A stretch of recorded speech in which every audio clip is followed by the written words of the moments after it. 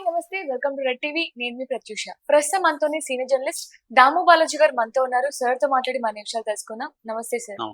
Sir నిన్న Kingdom trailer release అయింది. అయితే ఇది వరకు కూడా విజయ్ దేవరకొండ తీసిన ఫ్యామిలీ స్టార్ కావచ్చు, ఖుషి కావచ్చు, లైగర్ కావచ్చు, అన్ని సినిమాలు కూడా ప్రేక్షకులు ఎక్స్పెక్ట్ చేసినంత ఉండలేదు అంటే అంతవరకు వెళ్ళలేదు. అయితే ఇప్పుడు ఈ కింగ్డమ్ తో అయినా విజయ్ దేవరకొండకి పూర్వ వైభవం వచ్చే అవకాశం ఉందంటారు. అంటే అర్జున్ రెడ్డి వైభవం మళ్ళీ వస్తుంటూ కూడా ఫ్యాన్స్ చెప్తున్నారు. అసలు ట్రైలర్ ఎలా ఉంది, అందులో యాక్షన్ ఎలా ఉంది, స్టోరీ ఎలా ఉండబోతుంది, ఇవన్నీ కూడా కొంచెం రివ్యూ చెప్తారా? ఎప్పుడెప్పటి నుంచో వెయిట్ చేస్తున్న కింగ్డమ్ ట్రైలర్ నిన్న ఈవినింగ్ తిరుపతిలో రిలీజ్ చేశారు. ఆ సందర్భంగా అందరూ కూడా మాట్లాడారు. ముఖ్యంగా విజయ్ దేవరకొండ చిత్తూరు జిల్లా భాషలో మాట్లాడడానికి ప్రయత్నించాడు. అట్లాగే ఇది మరొక అర్జున్ రెడ్డి అవుతుంది. అర్జున్ రెడ్డి లాంటి ఇంటెన్సిటీ విజయ్ కళ్ళల్లో నాకు కనబడిందని ప్రొడ్యూసర్ నాగవంశీ కూడా చెప్పారు. సో బేసిక్ గా దీంట్లో సత్యదేవు, విజయ్ దేవరకొండ, భాగ్యశ్రీ బోర్సే వీళ్ళు యాక్ట్ చేస్తున్నారు. ఇక గౌతమ్ తిన్ననూరి ఆయన ఆ మధ్య కాలంలోనే జెర్సీ అనే ఒక సినిమా హిట్ ఇచ్చాడు. దాని తర్వాత ఇది 5 ఏళ్ళు గ్యాప్ తీసుకున్నాడు. యాక్చువల్గా 7 ఏళ్ళు అయింది. 18లో అది 25. సో 5 ఏళ్ళు కథ రాశాడు. మళ్ళీ ఒక 2 సంవత్సరాల పైగా ప్రొడక్షన్ షూటింగ్ జరిగింది. 170 రోజులు షూట్ జరిగింది. అందులో 40 రోజులు శ్రీలంకలో జరిగింది. సో ఇప్పుడు టీజర్స్ 2 టీజర్స్ వచ్చాయి. ఆ టీజర్లో ఒక టీజర్ ఏమో నేను వాడి కోసం తగలబెట్టేస్తా సార్, మొత్తం తగలబెట్టేస్తా సార్ అని ఒక డైలాగ్ ఎండ్ అవుతుంది. ఇంకొక ట్రైలర్ ఏమో అక్కడి నుంచి స్టార్ట్ అయ్యి ఎలా తగలబెట్టాడో చూపిస్తారు. అలాగే టీజర్లు వచ్చాయి. కానీ టీజర్లో అసలు ఏంటి కథ, ఏంటి విల్లన్ ఎవరు, ఇది బ్యాక్గ్రౌండ్ ఏంటి, విజయ్ రోల్ ఏంటి, ఏమీ అర్థం కాకుండా ఇచ్చారు. దాన్ని అడిగినప్పుడు ట్రైలర్లో ఉంటుంది అని చెప్పారు. ట్రైలర్ నిన్న వచ్చింది. సో ఈ ట్రైలర్ ఎలా ఉంది అనేది ముందు చూద్దాం. నేను ముందు విజువల్గా ఎలా ఉంది, మ్యూజికల్గా ఎలా ఉంది, డైలాగ్స్ ఏంటి, విజయ్ ఎలా ఉన్నాడు, ఇలాగా నేను వివరిస్తాను. ముందుగా విజువల్స్ చూసినప్పుడు ఎక్స్ట్రాడినరీ విజువల్స్ ఉన్నాయి. అంటే జైలు సీన్లు కానీ, తర్వాత శ్రీలంక బ్యాక్ డ్రాప్ లో ఉన్న సీన్లు కానీ వండర్ఫుల్ ఉన్నాయి. ఈ మధ్య కాలంలో మనం తెలుగు సినిమాలో ఈ స్థాయి విజువల్స్ అయితే చూడలేదు. దీనికి ప్రధాన కారణం ఏంటంటే, ఒకటి లొకేషన్లు, దాంట్లో టైం తీసుకొని నిదానంగా చేయడం. 2 ఇద్దరు సినిమాటోగ్రఫర్లు పనిచేశారు. ఇద్దరు కూడా మలయాళం సినిమాటోగ్రఫరు. ఇద్దరిలో కూడా ఎక్స్ట్రాడినరీ టాలెంట్ ఉన్న సినిమాటోగ్రఫర్లు. ముందుగా చెప్పాలంటే జమోన్ టీ జాన్, ఇతను చార్లీ అనే చేశాడు, నీనా అనే సినిమా చేశారు, ఎన్ను నిండే మోయిదీన్ అనే 3 సినిమాలు చేశాడు. ఇతనికి ఆల్రెడీ కేరళ స్టేట్ అవార్డులు అవన్నీ కూడా వచ్చాయి. వండర్ఫుల్ కెమెరామ్యాన్ ఇతను. రెండవ అతను గిరీష్ గంగాధర్. ఇతనైతే వరల్డ్ ఫేమస్ అని చెప్పొచ్చు. ఎందుకంటే ఇతను జల్లికట్టులో అడవిలో నైట్ సీన్స్ ఎవరురా బాబు ఎలా చేశాడని అందరూ షాక్ అయ్యారు. అంత గొప్పగా చేయగలిగాడు. అట్లా జల్లికట్టు తర్వాత తమిళ్లో కూడా సర్కార్ సినిమా కానీ, కమలాసన్ విక్రమ్ కూడా ఇతనే చేశాడు అనమాట. Wonderful cameraman. వీళ్ళిద్దరూ దీనికి పనిచేశారు. కాబట్టి మనకి విజువల్స్ మాత్రం ఎక్స్ట్రాడినరీ విజువల్స్ ఉన్నాయి. మూడ్ లైటింగ్ కావచ్చు, ప్యాటర్న్ కావచ్చు, టింట్ కావచ్చు, మొత్తం ఇంకా ఎక్స్ట్రా చెప్పాల్సిన లేదు. అంత టెక్నికల్ హైనెస్ మనకి విజువల్ గా కనిపిస్తుంది.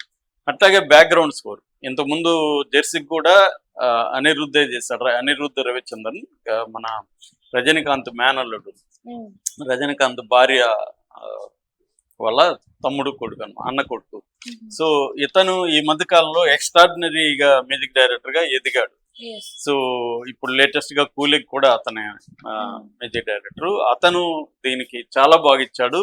ఈ ట్రైలర్ కూడా మ్యూజిక్ చాలా బీట్స్ కానీ, సౌండ్స్ కానీ, సౌండ్ డిజైన్ కూడా ఎక్స్ట్రాడినరీగా ఉంది. సౌండ్ డిజైన్ కానీ, బ్యాక్గ్రౌండ్ స్కోర్ కానీ చాలా బాగుంది. ఆల్రెడీ మనకి 2 పాటలు, హృదయం లోపల, అన్నంటేనే పాటలు కూడా పెద్ద హిట్ అయినాయి. సో మ్యూజిక్ కూడా అల్టిమేట్ గా ఉంది. అంటే టెక్నికల్ గా ఇటు మ్యూజిక్ కావచ్చు, ఇటు విజువల్ కావచ్చు, సౌండ్ డిజైనింగ్ కావచ్చు, ఇవన్నీ కూడా ఎక్స్ట్రాడినరీ క్వాలిటీ. ఒక హాలీవుడ్ రేంజ్ మూవీ క్వాలిటీ అయితే కనిపిస్తుంది. ఇక విజయ్ దేవరకొండ ఒక కొత్త ఇంటెన్సిటీ ఈ మధ్యకాలంలో మనం చూడలేదు. ఈ మధ్యకాలం అన్నీ కూడా సాఫ్ట్ మూవీస్ వచ్చాయి.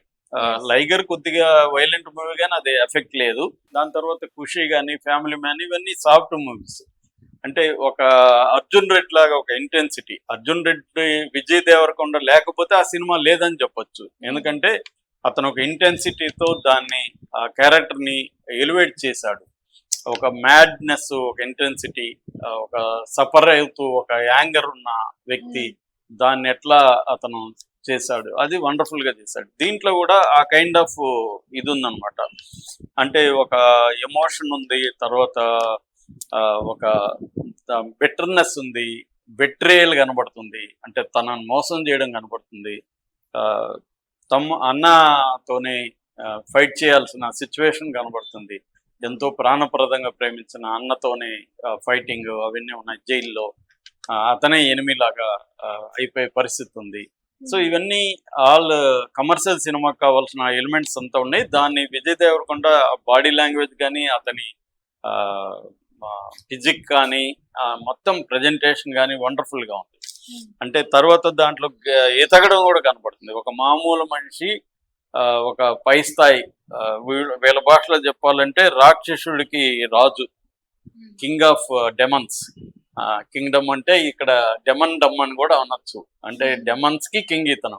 ఆ స్థాయిలో ఆ ట్రాన్స్ఫర్మేషన్ కూడా కనిపిస్తుంది. ఒక మామూలు పోలీస్ కానిస్టేబుల్ గా ఉన్న వ్యక్తి ఒక డెమన్స్ కి కింగ్ ఎలా అయ్యాడు అన్న ఇది కూడా విజయ్ దేవరకొండ బాగా తీశాడు.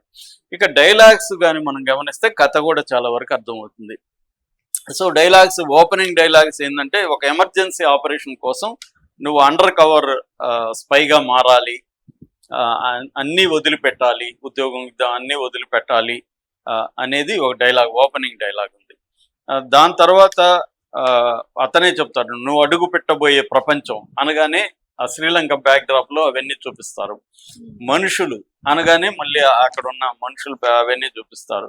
పరిస్థితులు అనగానే ఆ సిచ్యువేషన్ చూపిస్తారు. ఈ డైలాగ్ మధ్యలో ఈ విజువల్స్ అంతా వస్తుంటాయి అనమాట. అట్లాగే ఇంకా చిన్న డైలాగ్స్ ఏవి ఉన్నాయి, నువ్వు కొత్తగా వచ్చావు కాబట్టి ఇక్కడ పద్ధతులు తెలుసుకోవాలి, అట్లాంటి డైలాగ్స్ ఉన్నాయి. అట్లాగే ఇది ఎంత రిస్కీ ఆపరేషను అనేది తెలుస్తుంది. స్పైగా వెళ్ళబోయే గ్యాంగ్ లీడరు అన్నయ్య అనే విషయం అతనికి తెలుస్తుంది. సో దాని తర్వాత డైలాగ్ ఏంటంటే, వీళ్ళ లవర్, మై గర్ల్ ఫ్రెండ్, మీ అన్న మోస్ట్ వాంటెడ్ క్రిమినల్, నీకు దేవుడు కావచ్చేమో కానీ అతను రాక్షసుడు వాడికి అని ఆమె చెప్పడం, ఇతను కోపం రావడం అది ఉంది.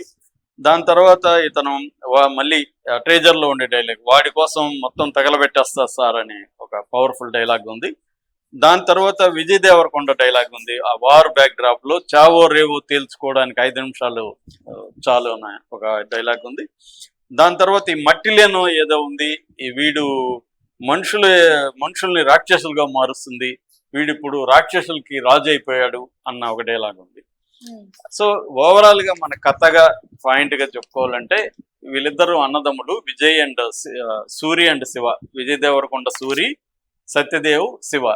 సో సత్యదేవ్ వీళ్ళిద్దరు అన్నదమ్ములు, ఒక బాండ్ వాళ్ళిద్దరి మధ్య ఉంది. అలాంటప్పుడు లాక్ అటు ఇటు అయ్యారు, చట్టానికి అటువైపు ఇటువైపు. చట్టానికి శత్రువుగా శివ అయితే చట్టానికి మిత్రుడుగా సూర్య అయ్యాడు.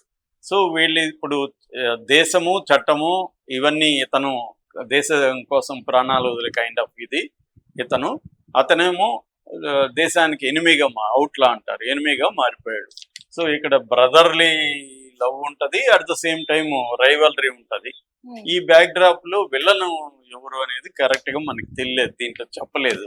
అంటే వీళ్ళిద్దరికి ఒక విలన్ ఉన్నాడా అనేది ఇంకా క్లియర్ గా లేదు. ఏదేమైనా ఒక బ్యాక్ డ్రాప్ వచ్చి శ్రీలంక బ్యాక్ డ్రాప్ తీసుకున్నాడు. అది మరి సివిల్ ఎమర్జెన్సీ లేకపోతే ఎల్టీటీ బ్యాక్ డ్రాప్. ఎల్టీటీ అయితే ఇక్కడ విజువల్స్ ఏం కనబడలా. ఎమర్జెన్సీ అంటుంటారంటే సివిల్ అన్రెస్ట్ వచ్చింది ఆ మధ్య శ్రీలంకలో, సివిల్ వార్ లాంటిది వచ్చింది. ఆ బ్యాక్ డ్రాప్ తీసుకున్నట్టుగా మనకు అర్థమవుతుంది విజువల్స్ ని బట్టి. ఎందుకంటే ఎల్టీటీ విజువల్స్ అయితే వాళ్ళ కాస్ట్యూమ్ వ్యవహారాలు వేరే ఉంటాయి, అది లేదు. కాబట్టి ఇది బేసిక్ గా అనమాట. అంటే ఏ బెటర్ టుమారో అని హాంకాంగ్ ఫిల్మ్ వచ్చింది లాంగ్ బ్యాక్, జాన్ వూ అనే డైరెక్టర్. దాంట్లో కూడా బ్రదర్స్, ఒకటి గ్యాంగ్స్టర్ ఒక పోలీస్ ఆఫీసర్. అక్కడ నుంచి పరిందా అనే సినిమా తీశారు, నానా పటేకర్ విలన్. దాంట్లో వండర్ఫుల్ యాక్టర్ ఉంటుంది, కొట్టుకోవడం. ఇప్పుడు చూస్తే కూడా నానా పటేకర్ భలే నచ్చుతాడనమాట. దాని తర్వాత హమ్ అని అమితాబ్ బచ్చన్ సినిమా అదే కాపీ. దాని తర్వాత భాషా రజనీకాంత్ అదే కాపీ, తమ్ముడు పోలీస్ ఆఫీసర్, అన్న గ్యాంగ్స్టర్. ఇలాగ ఇవన్నీ కూడా బెటర్ టుమారో నుంచి లేపి రకరకాలుగా చేసుకుంటూ వచ్చారు. ఇది కూడా అదే దీంట్లో ఉంటది. అలాగే నాకు ఇంకొక సినిమా కూడా గుర్తొచ్చింది, ద డిపార్టెడ్ అని, Martin Scorsese, one of my favourite directors. ఆయన సినిమాలో కూడా ఇద్దరు లాక్ అటు ఇటు ఉంటారు, వాళ్ళు బ్రదర్స్ కారు కానీ లాక్ అటు ఇటు ఉంటారు అనమాట. అంటే అండర్ కవర్ కాపుగా ఒక అతను ఉంటాడు, అతనేమో ఇటు పోలీసుల్లో దాని ఏమంటారు కోవర్ట్గా ఉంటాడు అటువైపు నుంచి. అంటే విలన్లో నుంచి పోలీసుల్లో ఒకడుంటే పోలీసు నుంచి విలన్లో ఒకడుంటాడు, అటువంటిది. మరి అటువంటి ట్విస్ట్ ఏమన్నా ఇచ్చారా ఇక్కడ తెలియదు మనకి. అంటే సత్యదేవ్ కూడా ఏమన్నా ట్విస్ట్ ఉందా తెలీదు. సో ఏదేమైనా దీంట్లో మైనస్లుగా చెప్పుకోవాలంటే ఇది కేజీఎఫ్ స్టైల్లో ఉందనేది చాలా మంది కామెంట్లు చేస్తున్నారు.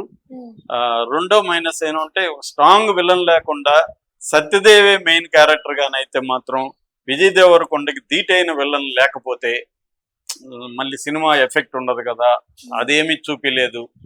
మేబీ సస్పెన్స్ పెట్టారా అన్ని చూపించకూడదని తెలీదు. సో దీన్ని బట్టి డిపెండ్ అయి ఉంటుంది ఈ సినిమా ఏ స్థాయి హిట్ అవుతుందని. సో అది లేకపోతే మాత్రం విజువల్స్ బాగున్నాయి, టెక్నికల్గా బాగుంది, అంతా బాగుంది, కానీ ఏదో మిస్ అయింది అన్న ఫీలింగ్ అయితే వస్తుంది. ఇప్పుడు మాత్రం అది సస్పెన్స్లో ఉంది, అది రివీల్ చేయలేదు. కానీ రివీల్ చేసినంత వరకు మాత్రం ఎక్స్ట్రాడినరీగా అయితే ఉంది సినిమా. కాబట్టి విజయ్ దేవరకొండ ఫ్యాన్స్ అయితే చిన్న కన్ఫ్యూజన్ అయితే ఉంది వాళ్ళకి, కానీ చాలా ఆనందంగా కూడా ఉంది వాళ్ళకి. అంటే ఈ మధ్య కాలంలో చాలా మంచి సినిమా తీశారు, బడ్జెట్ కూడా 140 కోట్లు పెట్టారు. ఎందుకంటే విజయ్ దేవరకొండ ఆల్రెడీ 100 crore క్లబ్లోకి ఎప్పుడో వెళ్ళిపోయాడు కాబట్టి 140 కోట్లు నిజానికి హిట్ అయితే పెద్ద బడ్జెట్ కాదు. కాకపోతే అది మరి ఆ రేంజ్కి వెళ్తుందా లేదా అని తెలియదు.